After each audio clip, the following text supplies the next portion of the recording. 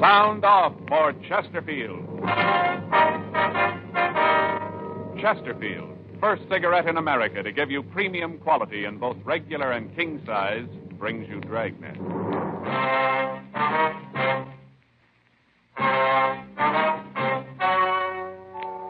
Ladies and gentlemen, the story you are about to hear is true. The names have been changed to protect the innocent.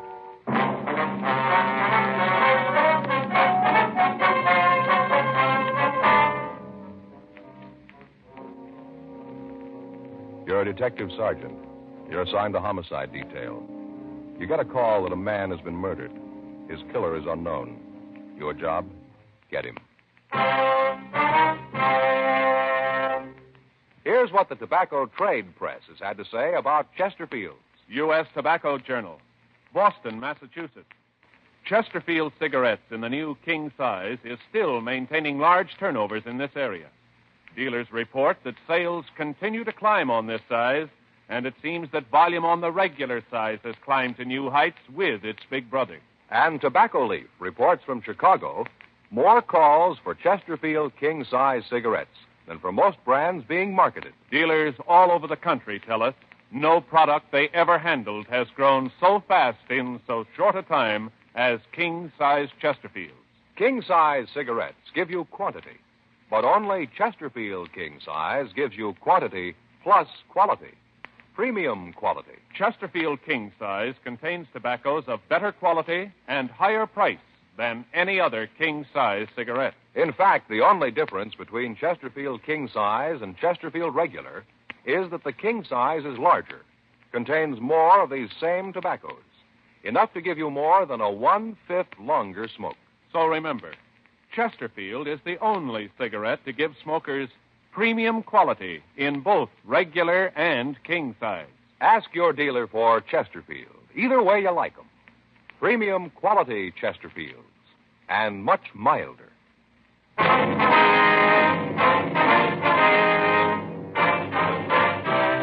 Dragnet, the documented drama of an actual crime. For the next 30 minutes, in cooperation with the Los Angeles Police Department, you will travel step by step on the side of the law through an actual case transcribed from official police files. From beginning to end, from crime to punishment, Dragnet is the story of your police force in action. It was Saturday, May 12th. It was warm in Los Angeles. We were working the day watch out of homicide detail. My partner's Frank Smith. The boss is Captain Lorman. My name's Friday. It was 8:04 a.m. when I got to room 42. Homicide. That's you, Joe? Yeah, I'm sorry I'm late, Frank. I got held up in traffic. Okay, no problem. I'll sure be glad when they get that freeway finished, won't you? Around the end of the pass this time in the morning, you can't go more than 10 miles an hour. Yeah, cars really climb up around Franklin. Mm-hmm. Oh, boy, when we get through tonight, I'm going to go straight to bed. I might not even stop to eat. All right, what's the matter? Have trouble getting to sleep last night? Well, I wouldn't have had any trouble if I'd had the chance to do it. What do you mean? I don't get it. My brother-in-law. Oh, what do you have to do with it? A couple of weeks ago, he sent away for one of those courses in hypnotism at home. Uh-huh. Book got to the house yesterday right away. He's got a new career, going to go into the hypnotism business. All right. Yeah. Book tells how if you do it right, you can have full control over people, make them do things you want, all that stuff. Mm-hmm. Right away, he's got to practice on somebody. We just finished dinner, and I was all settled down to watch television. He comes in with this little book, a little bitty mirror and a candle, and the first thing he lights the candle and tells me to look at it. Concentrate, you know. Yeah. I told him to go take a run and jump, and right away Faye joins in and says I don't want him to get ahead. And I said something about the fact that he could use one, and then it started. Ends up with me sitting there and him trying to control my will. Well, did it work? I don't know. Waved his hands in front of me and flashed the mirror in my eyes, and I fell asleep. Yeah. And right away wakes me up, wants to know how it felt, what it was like when he put me under. I told him he didn't, and I just went to sleep, so he kept trying to use with this book called Post-Hypnotic Suggestion. You know, while I'm asleep, he says something I'm supposed to do when I wake up. Oh, yeah. And he woke me up and waited for me to do it. Well, what do you want you to do? I never found out. He just sat there and looked at me. Every time I'd doze off, he'd wake me up so I could do whatever it was he suggested. And around 1:30 this morning, he gave up. He said the book wasn't any good and he was going to get his money back. All the time, Faye's sitting there just watching, miserable. If I'd known what it was he wanted me to do, I'd have done it to get him off my back. Never did find out what it was. No. This morning, wouldn't even say hello. Figured I wasn't cooperating, I guess. I get it. Homicide, Friday. Yes, ma'am. Yes, ma'am, it is. Mm-hmm. Yes, well, what was that address again? Yes, ma'am. We'll be right out. Something for us? Yeah, a woman out on Burn Street, 6425, says her son's been murdered. Frank and I drove out to the house. It was a typical residential neighborhood. When we got there, a crowd had gathered around the front of the house. A radio car had arrived, and the officers had gotten the people back from the lawn and the entrance of the house. We went in and met the woman who had placed the call, a Mrs. Edith Curtis. She was a woman in her late 40s with graying hair. As we talked to her, she kept wringing a handkerchief in her hand. Jeff was cleaning the gun. Middle of the week, he looked at it and said that it needed cleaning. He's always home on Saturday, so this morning he said he might as well get at it. After breakfast, he got out all the things he uses, put them on the table in there, and started to clean the gun. I was in the bedroom tidying up the place. I heard these loud voices and then a shot. I went to the living room, and I saw this man standing there. As soon as he saw me, he turned around and ran for the door. I yelled at him, but he didn't stop. What'd you do then, ma'am? I went over to Jeff. He was just lying there, still and quiet. I could see where he'd been shot. I knew he was dead, and then I called you. Before you got here, the other men, the ones in the car, got here. But it was too late. My boy was dead. Terrible. Just terrible. Yes, ma'am. I'll go see if my partner's finished with the call, Mrs. Curtis. Would you like us to call your family doctor? No. Very kind of you, but I'll be all right. This house has been full of tragedy. Last couple of years, nothing but sadness. I'm used to it. I guess the good Lord makes you used to it. If he didn't, I don't think a mother could go on. Ma'am?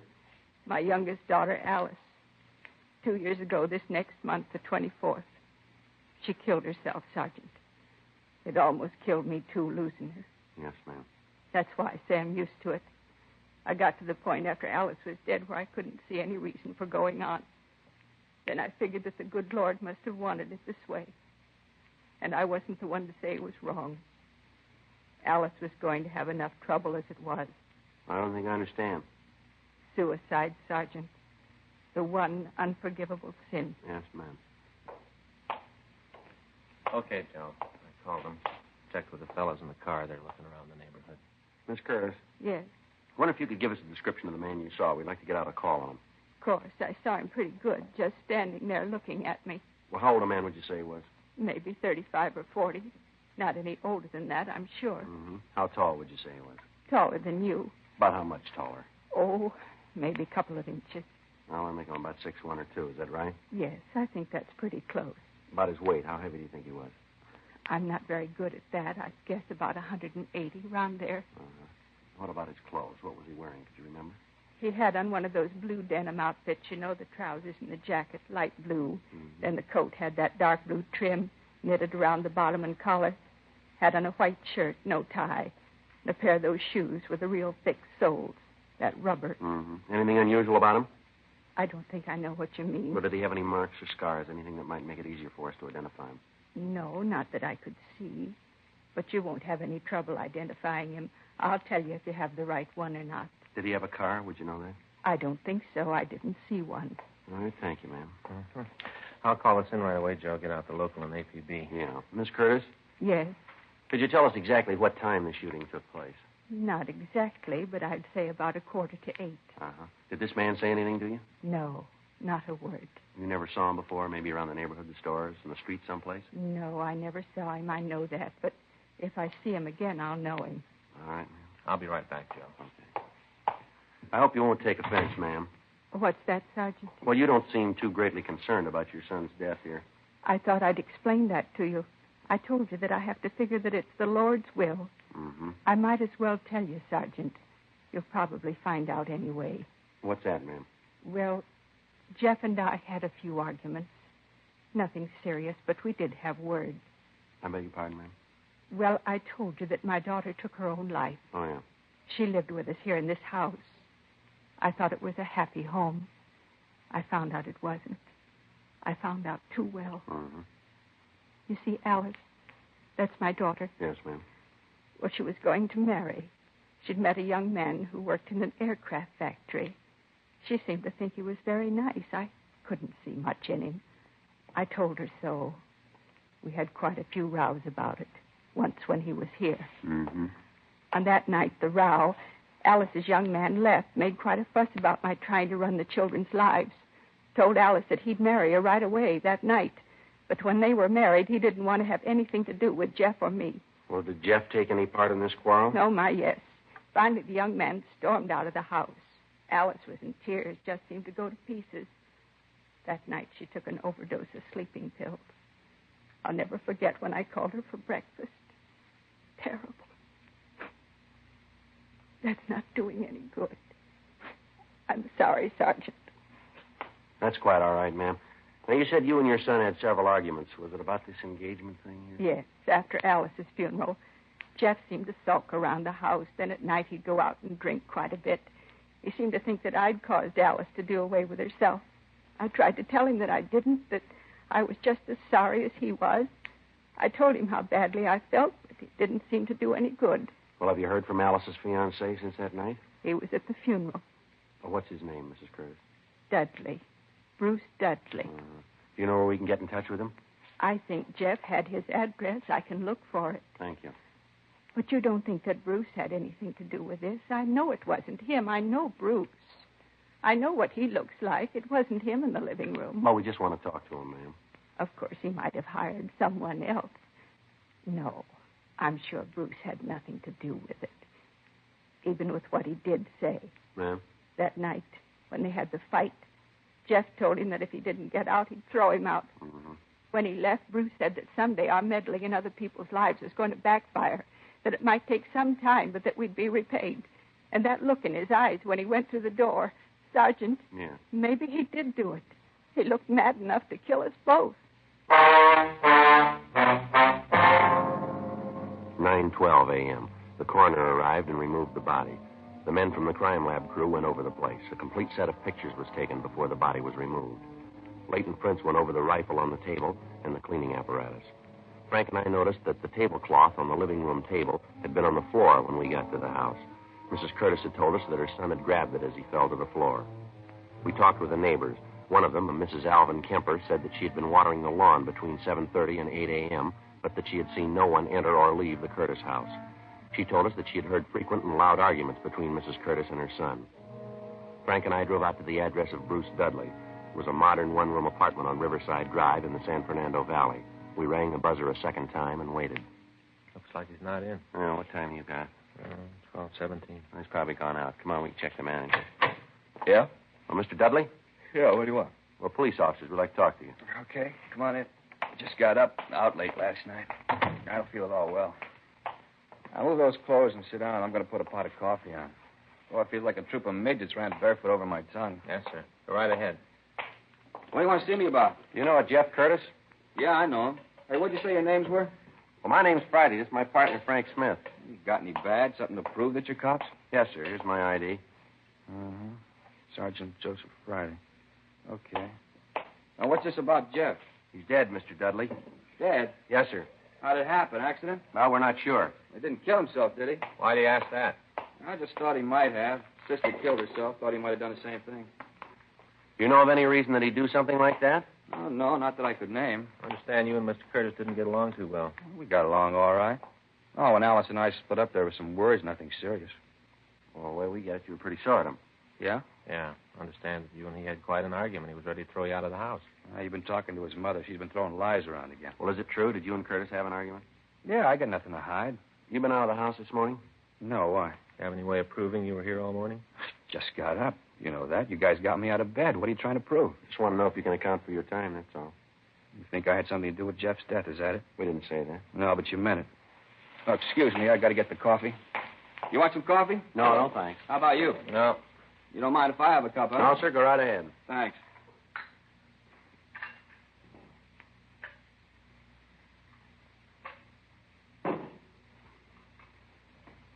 Let's face it.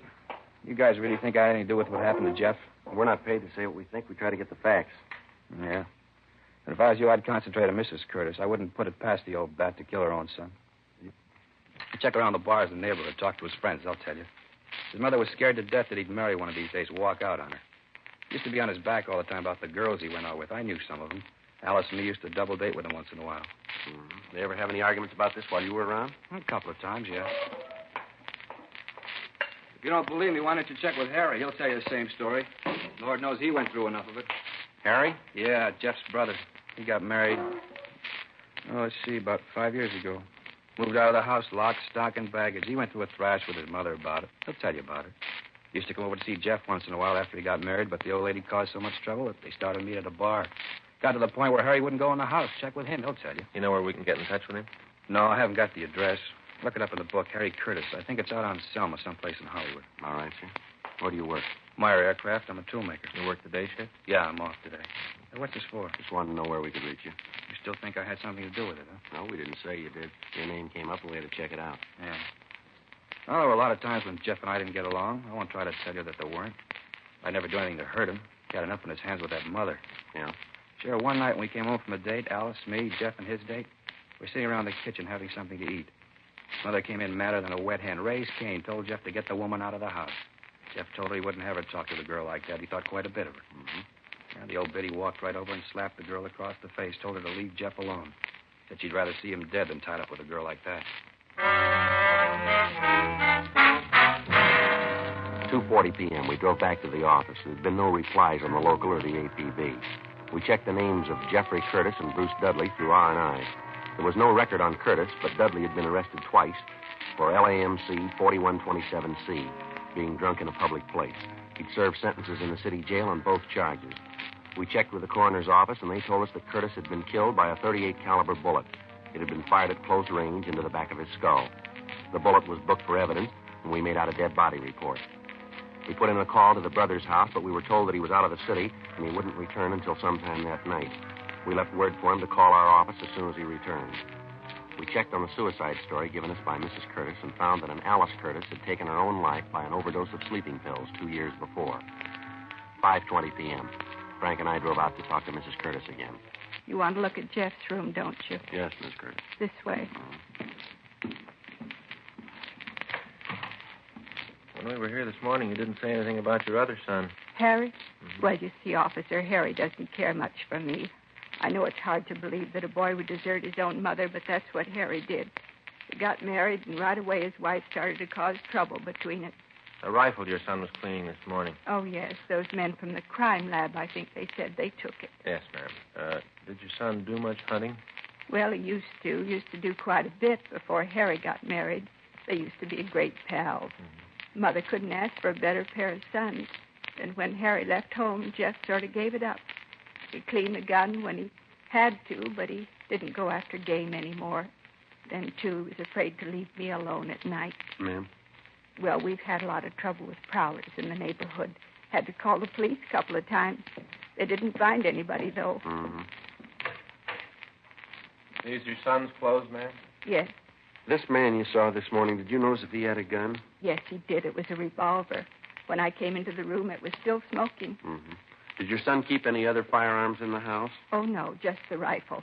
I wouldn't have any other guns in the place. I don't like them. You had any call to go up in the attic lately, Mrs. Curtis? What? The attic, ma'am. Have either you or your son had any reason to go up there? No, I don't think we've been up there since we moved. Could I get you officers a cup of coffee or anything? I've got some nice fresh cake. Like a slice of that? No, ma'am. Thanks just the same. Oh? Yeah. Look at here. Yeah. Look at here on the shoulders of these suits in the back. You see this dirt? Looks like it came down from that door to the attic. Yeah. Let me get a chair and we'll have a look. What's this all about? I told you we haven't used that attic. Don't you believe me? I'd just like to take a look if you don't mind, ma'am. Well, maybe I do mind. It's just going to take a minute, ma'am. I think you officers have sure got your nerve. I tried to be nice to you, help you out. Isn't enough that my boy's dead. Now you have to come in here and tear my home apart. There's something up here, Frank. Out there. I can reach it. Yeah, here it is. Get my pencil.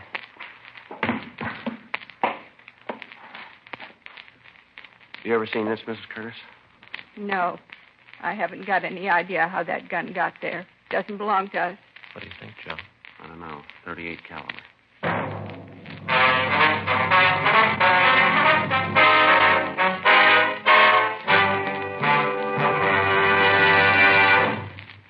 You are listening to Dragnet, the authentic story of your police force in action. And now a report every smoker should hear. Nose, throat, and accessory organs not adversely affected by smoking Chesterfields. First such report published about any cigarette. A responsible consulting organization reports a study by a competent medical specialist and staff on the effects of smoking Chesterfields.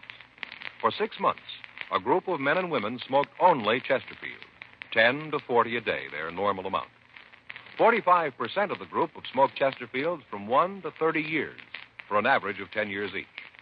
At the beginning and end of the 6 months, each smoker was given a thorough examination, including x-rays, and covering the sinuses, nose, ears, and throat. After these examinations, the medical specialist stated, It is my opinion that the ears, nose, throat, and accessory organs of all participating subjects examined by me were not adversely affected in the 6-month period by smoking the cigarettes provided. remember this report and buy Chesterfields, regular or king size. Premium quality Chesterfields, and much milder.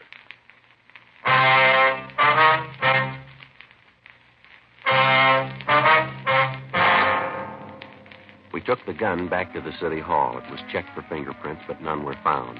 We checked with pawn shop records, but the gun had not been registered. By checking with the manufacturer, we got the retailer's name. It had been sold to the victim, Jeff Curtis. The gun was turned over to Russ Camp for the routine check through ballistics. Just a minute until I take it out. Right. Okay. Place it under the comparison knife. There we are. What's the matter now? Striations here. Got a make, Russ? Yeah, the match. 11:46 p.m. Harry Curtis called the office. He was surprised to hear of his brother's death, but said that he would be down to see us in the morning. Frank and I checked out, and the next morning we drove out to the house on Burn Street and picked up Mrs. Curtis. We talked to her in the interrogation room. This is perfectly ridiculous. I don't understand what you're trying to get me to say. Well, maybe if we lay it out for you, ma'am. Yes, that might do it. At least it would be something. All right, when we walked into your house yesterday morning, you said that nothing in the house had been touched, that everything was just as it was when your son was killed. Is that right? Yes, I guess I said that. Like to have you be sure one way or the other, ma'am. What did you say? I said that. I hadn't touched anything. Nobody did. Would you tell us what your son was doing when you left the room? I told you he was cleaning the rifle. On the living room table? Yes, that's right. What did you say he did after he was shot? I said he fell down. Did he touch anything as he fell, brush up against anything? Well, when he fell, he grabbed the tablecloth, pulled it down with him. Yes, ma'am. Well, then maybe you can explain how it was that all the things he used to clean the rifle and the gun itself were still on the table. What? How is it those things didn't come off the table when he pulled the cloth off? I don't know what you're trying to get me to say. Well, we'd like for you to tell us the truth. I'm telling that. All right, ma'am. When the crime lab went over your house, they found 2 places in the kitchen floor that had been filled in with plastic wood. The job didn't look very old. Well, what's wrong with that? Jeff took good care of the house. He might have tried to plug up some place where ants were getting in. When the men from the lab dug up the patches, they found 2 .38 caliber bullets underneath. They checked them with the bullet that killed your son. The bullets came from the same gun. I don't know what you're talking about. What does all this show? You talked about the prowlers. Said you had trouble with them in the neighborhood. That's right. What action did you take to stop this? I called the police. Had them come out and try to find the person who was causing the trouble. When did you call the police last? 3 weeks ago. We've checked the reports, ma'am. There's no record of anyone having called the police to check prowlers in that neighborhood for the past 6 months. Are you trying to make me out a liar? Is that what you're trying to do? We're trying to get the truth. Frank? Yeah, Joe. You want to check the office and see if Mr. Curtis is here yet? Yeah, sure. You brought my son here? Yes, ma'am. We've got to get the truth to this. Well, why did you have to get him involved in it? Well, as I said, ma'am, we're trying to find the facts. You don't believe what I've told you? Well, no, ma'am. You've made it a little difficult. How can you say that? Well, first you tell us that nothing was touched, yet the physical setup doesn't make that possible. You deny knowing anything about the gun when we find it, but we find 2 bullets that have been fired from the same gun embedded in the floor of the kitchen. You told us about prowlers in the neighborhood, but there's no police record of it. Your next-door neighbor says she was out in front of her house all morning, but she didn't see anyone enter or leave your house. We find the murder gun up in the attic. You told us you saw the killer leave the house with the gun. Your son died instantly. Now, can you tell us who put the gun there? No, ma'am. There's too much here that doesn't gel. They got you into this, didn't they, Harry? Yes, Mother? They're trying to tell you that I killed Jeff. They want me to tell them that I killed my own boy. Tell them Tell him I wouldn't do a thing like that. Not my own boy. Afraid I can't, Mama. What do you mean you can't? The officers just told me about it. Well, who are you going to believe? The policeman or me, your mother? You don't give me much choice. What? I love you, Mother. You got to believe that. I know that whatever you did, you thought was right. I know you didn't mean to hurt Jeff. I know that. And you think I killed him, too?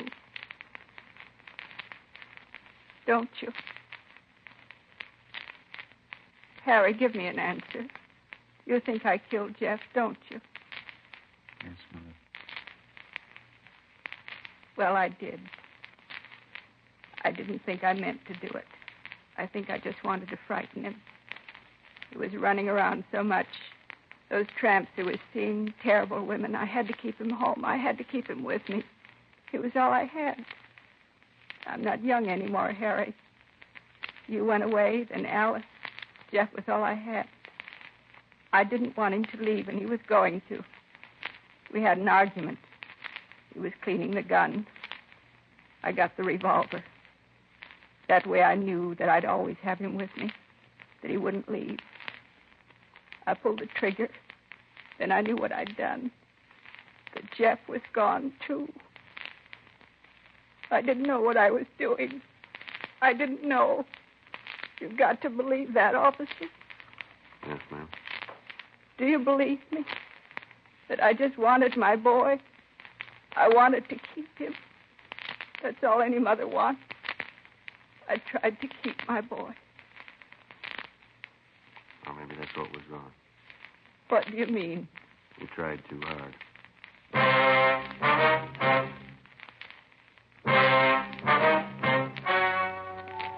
The story you have just heard was true. The names were changed to protect the innocent. On September 4th, trial was held in Department 87, Superior Court of the State of California, in and for the County of Los Angeles. In a moment, the results of that trial. Now, here is our star, Jack Webb. Each of our Dragnet case histories is based entirely on facts taken from authentic police files, and everything we tell you about Chesterfield is based on facts, too. Chesterfield, for example, was the first to name its ingredients. Chesterfield tells you what it's made of, because you should know what gives you the best possible smoke.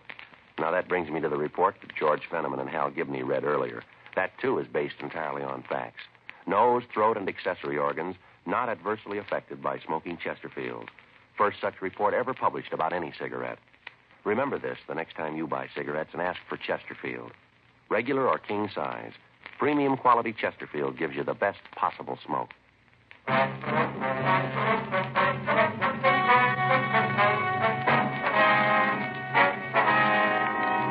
Edith A. Curtis was tried and convicted of murder in the first degree and was sentenced to the state penitentiary for women, Tehachapi, California. While serving her sentence there, she died from natural causes. Murder in the first degree is punishable by death or confinement in the state penitentiary for life.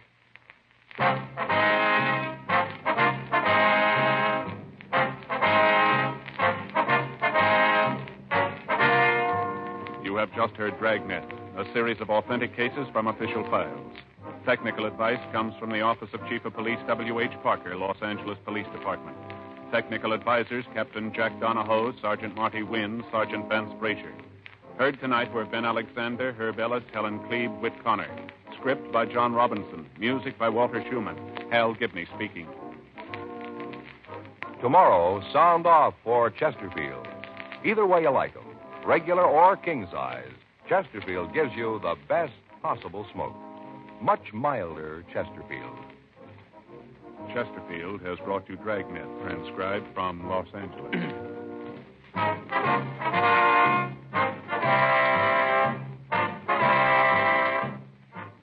This is NBC, the national broadcasting company.